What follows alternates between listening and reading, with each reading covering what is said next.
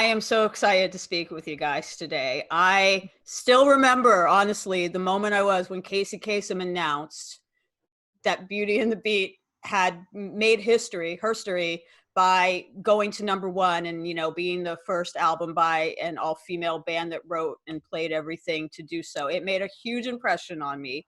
So thank you for taking the time to do this. And I really enjoyed the new documentary that just came out. It's going to come out on July 31st on Showtime.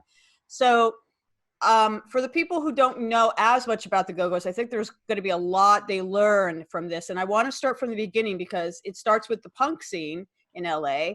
And I think a lot of people, when they think about the punk scene in LA, they think it was kind of macho and very kind of violent. And the scene that is painted in the film corrects that and shows that it was very inclusive. And I'd love you guys to talk a little bit about how it was a very inclusive scene back then and, welcomed you guys.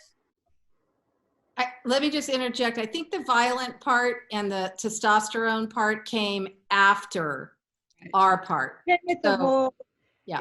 You're right, because it started with Hollywood, but then it started becoming divisive. The beach punks, and then there was Redondo Beach, and then there was fighting and stuff. But that, it was not that big of a deal, really. And I don't think the scene was that macho, to be honest. I think it was about art, really, and that's what it was about. It was I think that each city around the world, their punk scenes were different. Like London was very angry, New York was very dark, Detroit had a very sort of hard edge.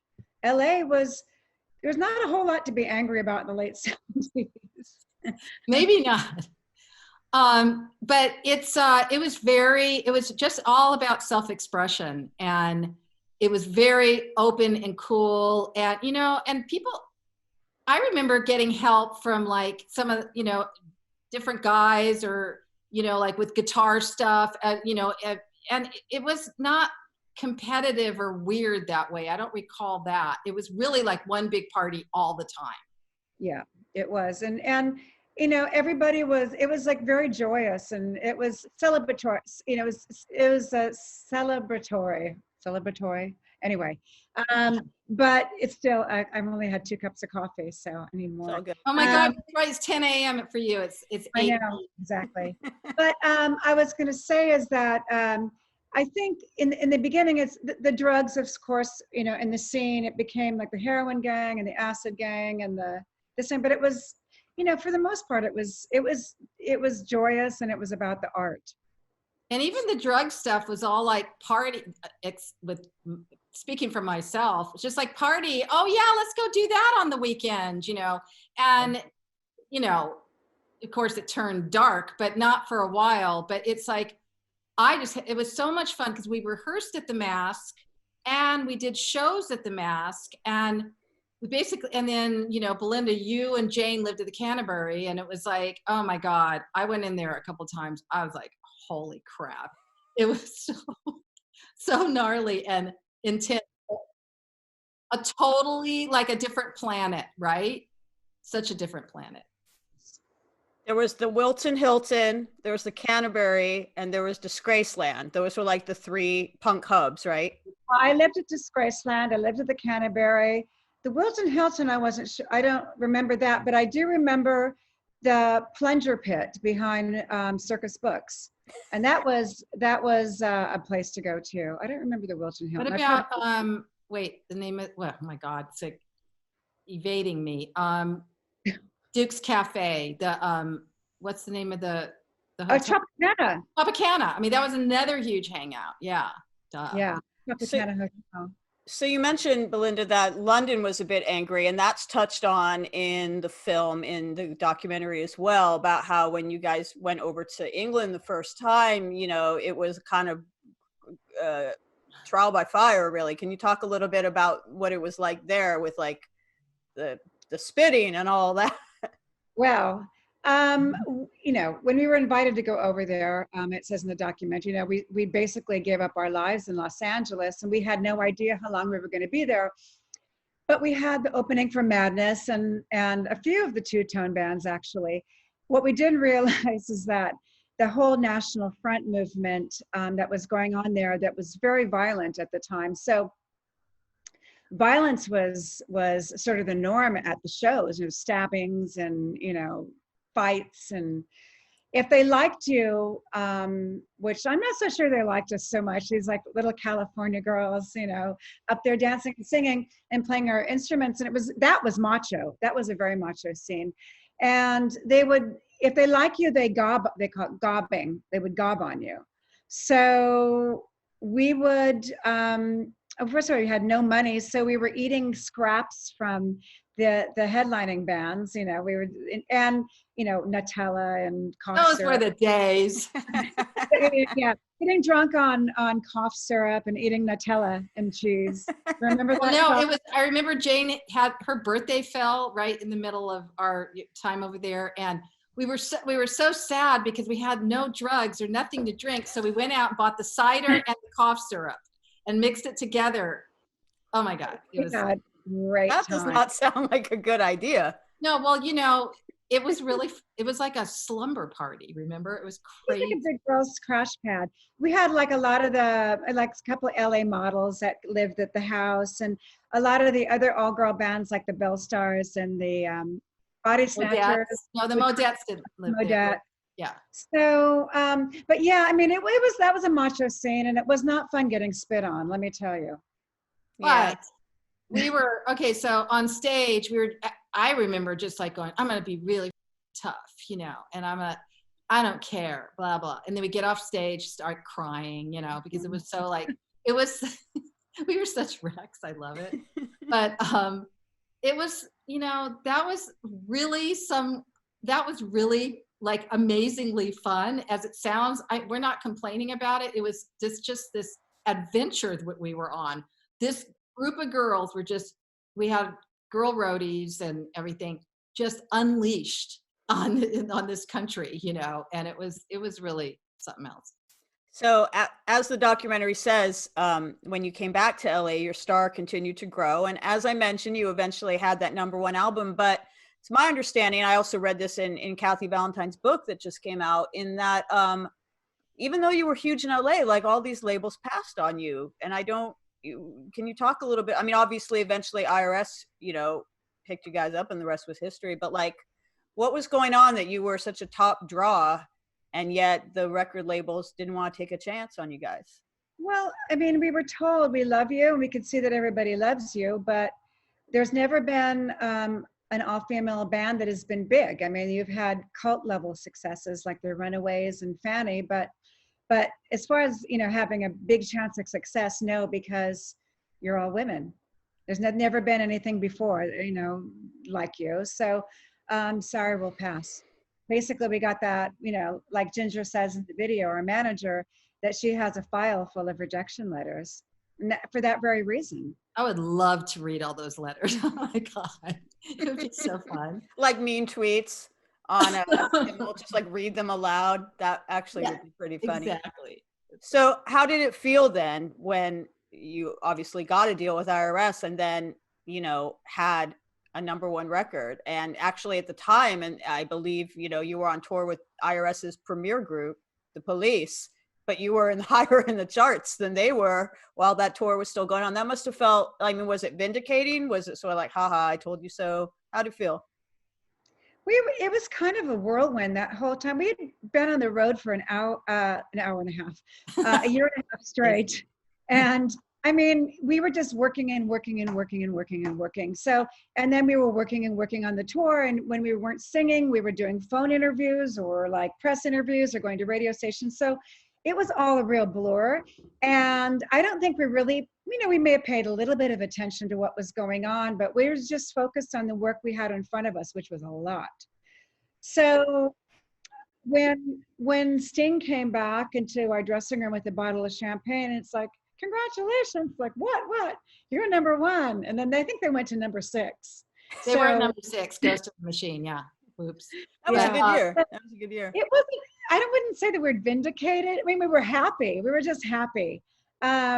Looking back on it, it's very vindicating. But in the middle of it, like Belinda said, we were just so, like Miles, he had just started his record company, right?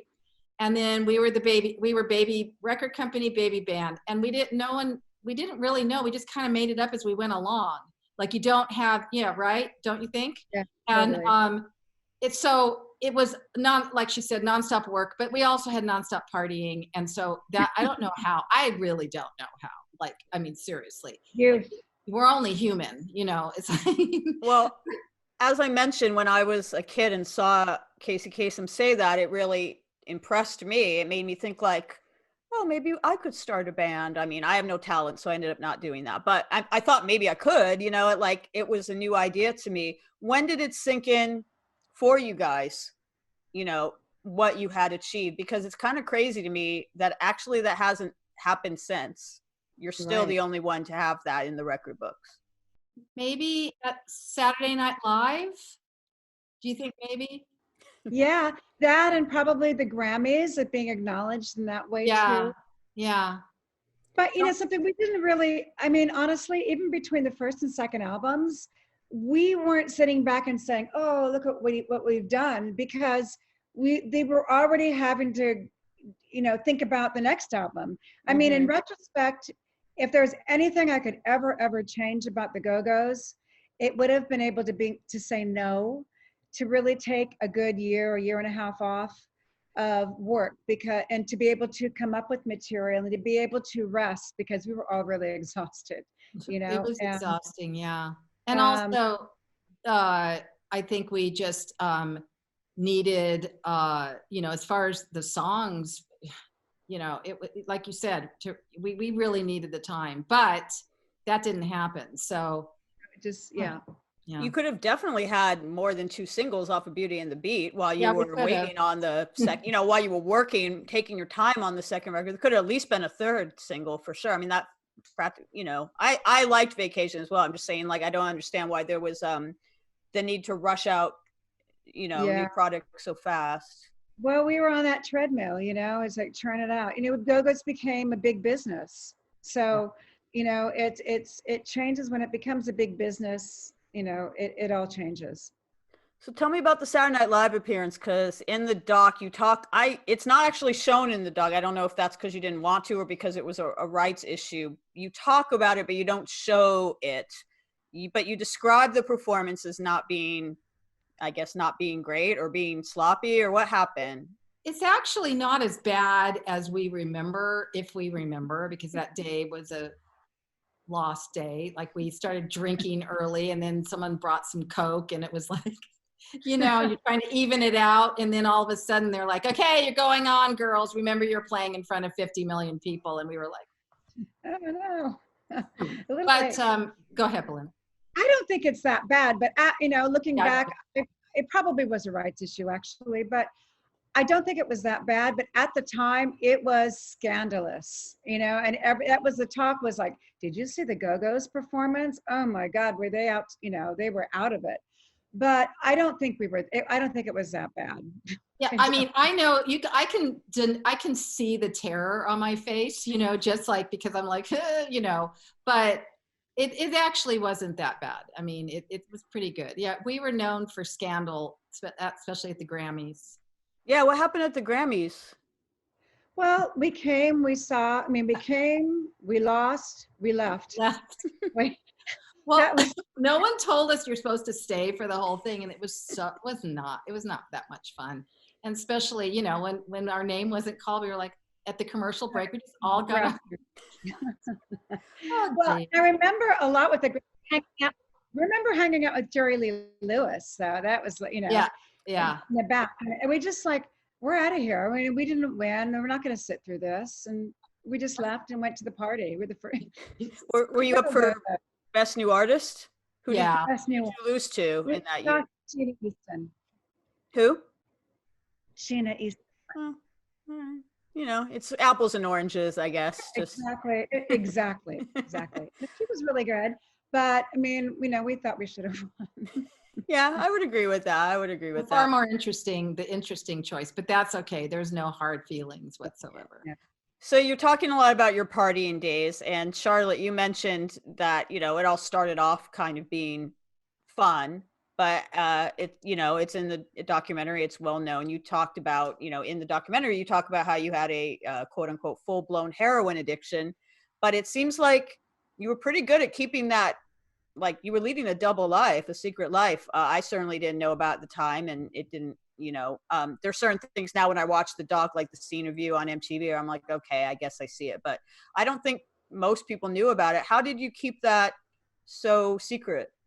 Well, of course, back then there was no information. There was no, like, the fancy rehab was, the Betty Ford Clinic, and it was just, I didn't know how, like, I knew I was in trouble, but I didn't know how to talk about it. I didn't want to let the girls down. So I would lie, and I would be really, just trying to trying to wish it away, just like, oh, and I couldn't control it. It was really, really scary is the reality of it. But fortunately, I was able to get myself into rehab and been 35 years sober. So, Wow, congratulations. Did your band members know about it or know about the well, severity? of course they knew, didn't you? You guys knew. It's just I kept lying about it, and because it was embarrassing. It was also humiliating because I couldn't control it, and I didn't want it. It was a strange situation, you know. What was, sorry, go We knew- ahead. Yeah, no, we knew what was going on, but you can only you can ask. And Yeah, if you're yeah. denial, there's nothing much you can do. But when the sunglasses would come out, and there are like telltale signs, Oh that my that God, I thought it we was did so that. clever. I guess not. What's the story that it's mentioned but not elaborated on in the doc that Ozzy Osbourne threw you out of his trailer, or his dressing room? Yeah. What In happened? Rio de Janeiro, we went down there. We played the first Rock in Rio. It was like Queen, Rod Stewart, B-52. It was amazing, amazing show, And I guess, yeah, we were in his dressing room, and he threw me out because so that kind of gives you a gauge of where I was at. I was pretty gone. So Was that when you knew that things were out of hand, or how did you know? I knew a long time before that, but really in Rio is when I was like, okay. And then when I got back, I drove myself to rehab. I went to and checked myself in. Wow. And Paula Jean Brown, she was the one that mentioned there's a place you can go, and I'm like, what are you talking about? And that's thankfully, thank you, Paula. And it was that's what started the whole thing for me. I'm curious why in the documentary, there were other people in the band who in your own memoirs or whatever have also, talked about struggles with addiction, with drugs. But it seemed like Charlotte, your story about that was more prominent in the film. Was that like because you wanted it in there, or like you No, definitely I didn't. I just talked about it because I've been very open about it. But it's I think also in the band, just as a side note, it was like you had this level of like, okay, it's fine to drink, cocaine's okay, heroin is not, like that kind of thing, like the levels. And but it wasn't intentional on my part. It was just Allison made the film and told the story her way. So I was just curious if there was a reason for why some people's stories about that were a little bit more prominent. But in general, there was this persona of the Go-Go's that fans saw on MTV or whatever that, for lack of a better word, was kind of wholesome and kind of sweet. But obviously we're talking about the fact that you guys had as decadent a rock story as any rock band, Rolling Stones or whatever. How did you feel about the fact that, like, the way the media portrayed you, or maybe that was the way the label portrayed you, kind of didn't really reflect how you guys really were? But we used to make fun of it all the time. It's the Go-Go's, cute, bubbly, and effervescent, American sweethearts. Yeah. And we used to joke, boy, if they really knew, Yeah. I mean, I smoked, I used to smoke quite a bit, and I would get like, oh my God, she's holding a cigarette. She's actually smoking, that kind of thing. But yeah, I mean, there was a time when Charlotte and I were really, sort of overseeing people dressing like us. Remember that? And you Yeah. and I decided to go buy Lacoste shirts and like wear all Lacoste. Oh my God. Anyway, no, we just, it was not, we weren't hiding who we were, but the labels got bigger than the actual band, and it became, you can't do anything about And this. just to be really clear, that IRS Records never told us what to do. We did, they were we were who we were. We wore what we wanted to. I think, in my later years, I was like, ooh, that's pretty rough. What I just saw, what I saw, Belinda, the not the New Year's, the 4th of July, Chicago, that big giant show we played in 1984. My dress that I have on is the worst outfit I've ever seen on any of us in any time period ever. So it was just like, but we wore what we wanted to. We expressed ourselves, and we wrote the songs we wanted to. And so that I'm always grateful to Miles and those guys that no one ever tried to here's, yeah. We were authentic. We had 100% artistic control, which most bands, most people these days, artists, don't have that. We were lucky. Absolutely. Since we're talking on the subject of fashion, I'd love for you to talk about the probably the most elaborate music video you ever did was Turn to You, that I believe Mary Lambert, who ended up doing a lot of Madonna's videos, directed. And you guys were drag kings. You were in male drag.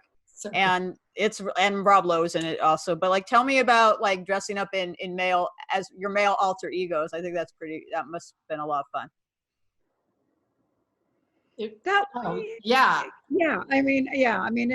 was we went along with it. We thought it was a great idea. I don't remember much about making the video, but it is a really funny video, and it's I think it's one of the best Go-Go's videos for sure.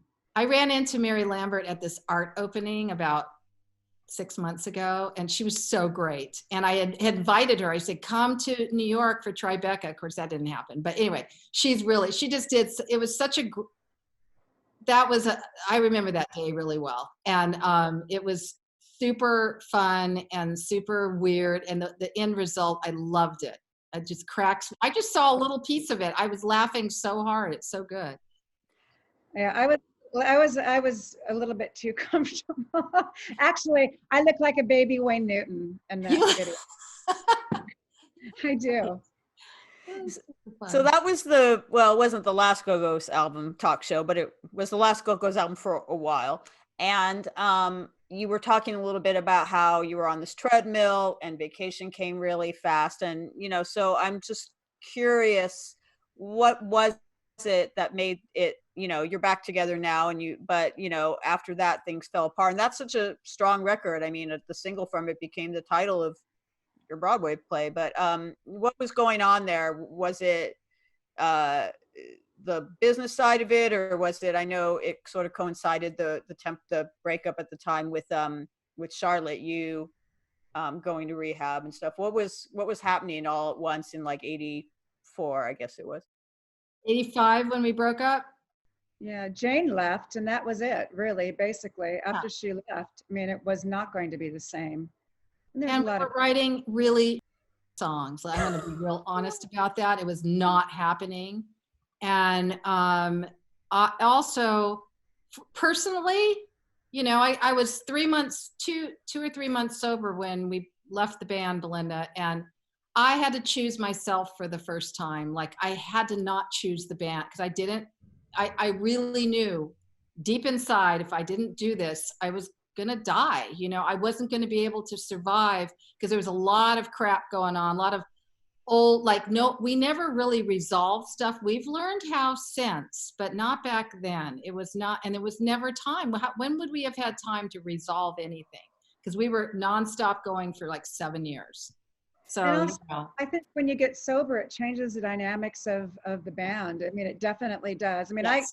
I dabbled in sobriety at that time too. So the dynamics had shifted, and there was a lot of fear around that. And it just, for me, after Jane, that was it. It was so not happening. It didn't work the way. Yeah, I agree, 100%. So as it's mentioned, obviously you're back together now, and you've had this isn't the first time, you've reunited, but you all did separate stuff, different bands, solo stuff, writing for other people during the time. and y'all had different levels of success. And Belinda, you said something kind of interesting in the documentary where you said during this period you needed some humbling, or your ego needed to be. What did you mean by that? What was going on? Well, I think that was lacked a lot of empathy back then and wasn't as kind as I could have been. And I think for me, I didn't participate yet wanted all the rewards. I think participate creatively as much as I should have been, because I was pretty out to lunch. So, I mean, I think at the end of the day, empathy, I was devoid of empathy. And I think that just comes, I mean, it's something that maybe that you develop as you get older and, and have life experiences. And it was an amazing time but also, it's kind of, I don't know, it's kind of damaging at the same time, having that kind of success. Yeah, it was a little scary for sure. Really difficult to handle, and you just kind of go crazy. So I don't think anybody was their kindest self during that period. And I think I'm in that, when I said that, I was just recognizing that and saying it, because it is true. But even on top of all of that, we had so much fun. It was like there was a lot of fun that we did have. And, I think that we were really young too. And all that stuff that happened to us, it's like, whoa, I certainly wasn't prepared for it. I don't think any of us were.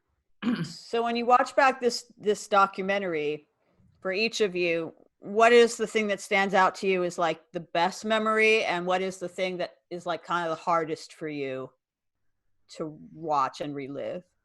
I love the early stuff. That was my happiest memories, or the memories that of playing the whiskey and the Starwood and all the times in town. For me, that was the best time of the Go-Go's before we had all the success. And to be able to see that archival footage for me was really exciting and the best part of it. I think the most painful was listening to everybody talk about Talk Show and the making of Talk Show, which was really, really a dark period for everybody. I have to agree. Yeah, that's exactly what I was thinking. It's but those early years were like no pressure, just create, fun, play, rehearse, like whatever, And then when the pressure came, it was hard, but yeah. And Talk Show was very dark. Do you think that's an underrated album now that you revisit it now? Because actually my favorite Go-Go song is Head Over Heels. I just love that song. And I think that album probably didn't get as much of attention in the day as it does now. I mean, do you look back at that album now with like maybe, a kinder mindset now that you have distance? Can I say that I love singing Head Over Heels, because I think Charlotte wrote the lyrics on that, didn't you, Char? Kathy and I wrote the lyrics. Yeah. I think that it really captures. I mean, I still love it, and I can still feel it. It's like a visceral sort of feeling of when I sing that song. It sort of captures the whole Go-Go's ride. I mean, yeah. What it's all about. And I still feel that way about that song. And I think there's some stinkers on that album, but there's also some really, really good stuff on that album. Really great lyrics. I love Forget That Day. Oh my God, that's such a great song. And Mercenary is great. It's a great song. Which one? Mercenary. Yeah. Oh yeah. There's some really good stuff. Great stuff in there. I couldn't listen to that record for many years after I got sober, and I just kind of avoided it. And then I put it on, and it really brought up a lot of feelings. But there are definitely some good things, and and we were at, we were at where we were at, and you think about a marriage, you have two people, like a 40-year marriage, you're going to have ups and downs, lots of things are going to happen. If you have 5 people, it's even more, times that by 5, and considering that we are where we're at today, It's really phenomenal. And one of the things that really healed us, and it all happened, we all felt it separately, and then we talked about it, was watching that documentary. That was something else. I don't know if you experienced that, Belinda, but I feel like I think we were all talking about it, but man, that was just something. Watching it back, it just was like, oh wow. Even like I could take myself out of it. Not I could even say like, oh, okay, I wasn't part of that. This is an incredible story. And look at those women. Look at them. They're writing it. They're working on a new song. Look at there was just stuff, you know. It just really, it healed whatever for me, I guess. Yeah. Yeah, you felt that same way as well, Belinda? Yeah, I mean, I thought the story that Allison, you know, first of all, it took us like a year and a half to really commit to doing it because we were all scared. It's like having trust in somebody you don't really know that well to be able to tell the story. And of course, in typical Go-Go's fashion, we said, okay, we'll do it if we can have final cut. and that didn't happen. no, you're not going to get it. So we thought, it was like a leap of faith, really, you know, and I think we were all on pins and needles, and we should interview everybody individually, so no one really knew what anybody was talking about. And it was funny when I think I was the last person to do my interview with her, and she would start laughing because everybody remembered the same story differently. So, right. But I think at the end result is that she really got us. And, you know, maybe a guy would, I don't know. I think it took a woman to make it, to really sort of get the essence of the band and get the humor and get the personalities. And when I saw it, it really made me emotional. And yeah, I mean, that's our life, you know, and it really seeing it and really seeing it up there was just the most incredible experience. I'm really, really proud of it. Me too. So the documentary ends with two things. It ends with Club Zero, the new song that you just mentioned, Charlotte, which is, I think your first song is the new song by the Go-Go's in almost 20 years. Yeah, we do everything in 20-year increments. You know?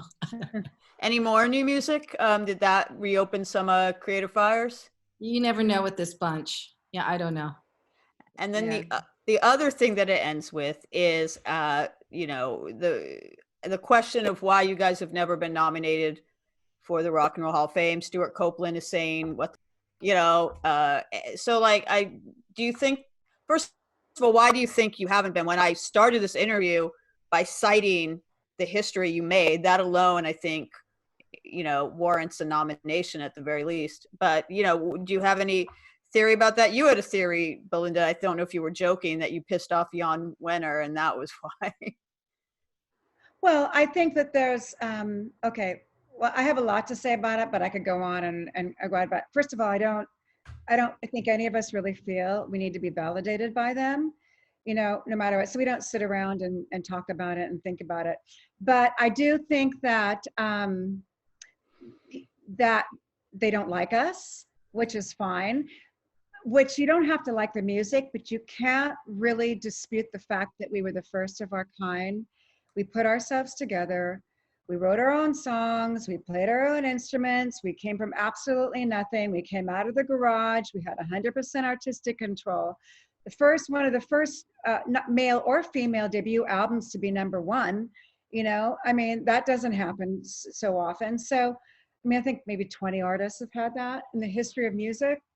Something ridiculous like that. So I just think it's a personal thing, and which is silly because at the end of the day, it's about innovative artists and it's about innovative acts, and acts like the B-52s or Suzi Quatro or Cher. There's so many that are innovators and not just frat rock guys that get in because, you know, I mean, sometimes I'm like, I get the ballot every year and I just look at it and go, are you kidding me? Belinda writes in the Go-Go's. I was laughing so hard. I don't even know why they send me a ballot. They know how I feel, but I just write Go-Go's, check it off, and send it back. Because I looked at it like the past couple of years going, you're gotta be kidding me. These people? I mean, what about Devo? Where's, Kraftwerk? I mean, they've been nominated, but they're not on there. It's like they've gotten away from the innovators, and it's all about commercial enterprise now. It's very corporate. What they can sell at their gift shop, Exactly. It's really Beer bizarre. cozies and shirts. It has very little to do with rock and roll. I mean, there's been some major rock and roll people that have been inducted, but it's strange. So yeah, it's kind of like, well, okay, if they nominate us and they want to induct us, that's great. I guess we'll show up. Maybe not. I don't know if I would. Do you really think it's I personal? don't think I would. I don't. Wait, did you just say you don't think you would? I don't think I would show up. No, I don't think it. No, I don't go in for the corporate thing. I think it's too little too late, actually. And I think it's gotten away from the point of rock and roll and the point of music. And I don't know. I don't know if I would. I just have to play it by ear, but I really don't think I would. Wow. And you really do think it's personal, though? You think it, I don't know if you think it's because you complained about your Rolling Stone cover so long ago. You said that in the film, but I thought you were joking. It was the caption. Like, let's be real. Come on, how sexist is that? That's bullshit. Yeah, we were pretty upset about that caption. Not so much the picture. The picture is great. Really Annie Leibovitz, that was such a great call. But to have to put Go-Go's put out on the cover, really? I mean, really?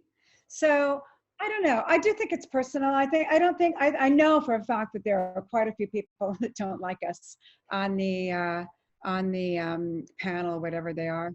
But that's fine. But you can't deny what we've done.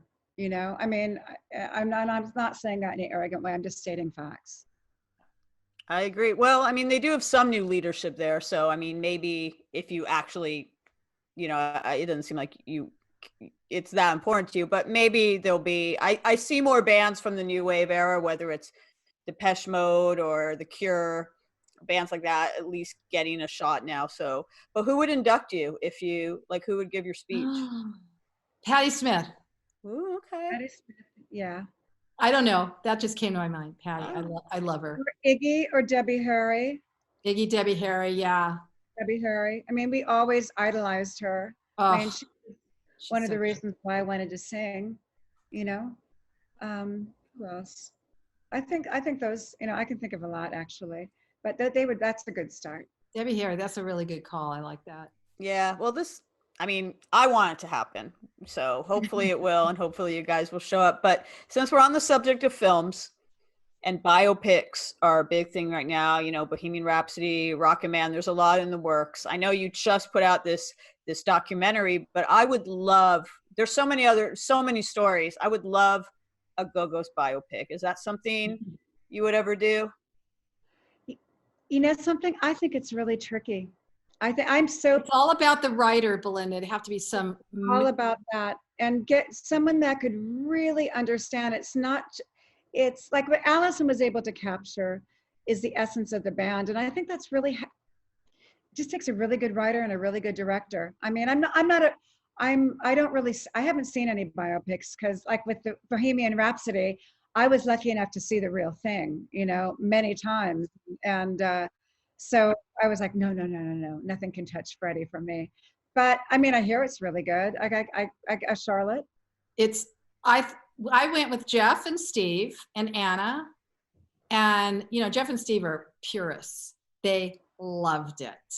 Okay. We walked out of the theater because also they cranked the sound up. It was like really it was so great, and Rami Malek did a phenomenal job of portraying Freddie, and I just loved it. I walked out of there going, oh my god.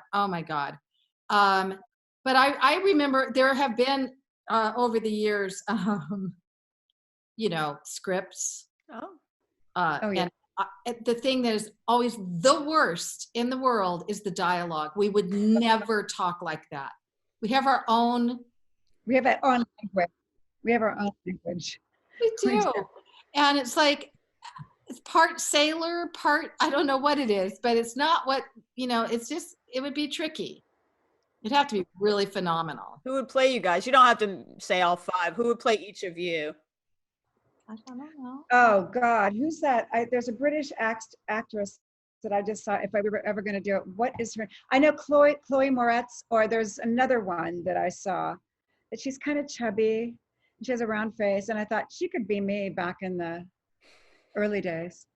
But I don't know. I've never really thought about it, but Florence Pugh, that's who I was thinking of. Do you know who she is? Yeah, she. I love her. I think she's amazing, and she could do a good job.